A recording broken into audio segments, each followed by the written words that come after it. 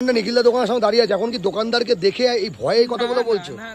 আজকে ছিলাম নিখিলদার দোকানের, আমার সামনে আছে একটা ভাই, ভাই তোমাকে বলো বিরিয়ানি প্লেটটা একটু সাইড করো। মন খারাপের প্যারাসিটামল পাহাড়, তাই তো? তোমার মন খারাপ থাকলে পাহাড়ে গেলে তোমার মন ঠিক হয়ে যায়। তা আজকে বিরিয়ানিটা খেতে এসছো কি উদ্দেশ্যে? এমনি এলাম। মানে এটা কি মন খারাপ ছিল? না, এটা এমনি ভালো মন নিয়ে এসছো? তো নিখিলদার দোকানের সবাই ভালো মন নিয়ে আসে, যাই হোক।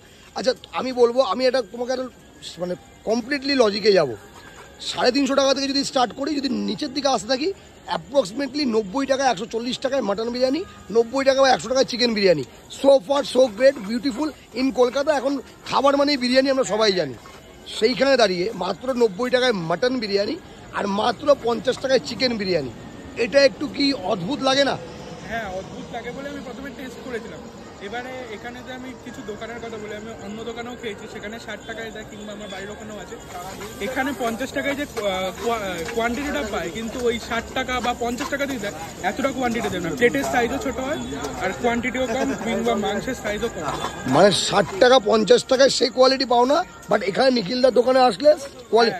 আচ্ছা একটা সত্যি কথা বলবে, এই যে দোকানটা নিখিলদার দোকানের সামনে দাঁড়িয়ে আছে, এখন কি দোকানদারকে দেখে এই ভয়ে এই কথাগুলো বলছো? মন থেকে বলছো? মন থেকে বলছো? সো ভাইকে দেখে বুঝতেই পারছো, খাতা পিতা ঘরকা ভাই, একদম হেলদি, এরকমই হওয়া দরকার এখনকার জেনারেশন। আরেকবার দেখিয়ে দিই, মন খারাপের প্যারাসিটামল পাহাড়, আর সেই পাহাড় ছেড়ে আজকে এসছে বিরিয়ানি খেতে। এনজয় ইওর মিল, আর আশা করি এর থেকে বেটার হবে আরো বিরিয়ানি, রাইট? সো চিয়ার্স ভাই।